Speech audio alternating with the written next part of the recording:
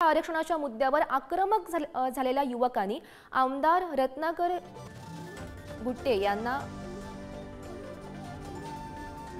मराठा आंदोलकांनी आता आमदार रत्नाकर गुट्टे यांचा ताफा अडवल्याचं सध्या समजतंय। ताफा अडवत रत्नाकर गुट्टे यांना मराठा आरक्षणाबाबत त्यांनी जाब विचारलाय। गंगाखेडमध्ये रत्नाकर गुट्टेंच्या ताफ्याला मराठा आंदोलकांनी आता घेराव घातल्याचं समोर आलेलं आहे। महत्त्वाची बातमी आपण सध्या पाहतोय। तर मराठा आंदोलकांनी आमदार रत्नाकर गुट्टे यांचा ताफा अडवलेला आहे आणि ताफा अडवत रत्नाकर गुट्टेंना मराठा आरक्षणाबाबत त्यांनी जाब विचारल्याचं सध्या समजतंय। तुमच्या रूपाने गावाला कोटीचा निधी आला मान्य करतो। तुमच्या कामाचे चालू आहे पण आमचं एवढी आमच्या मराठा समाजाची सर एवढी परिस्थिती बिकट झाली।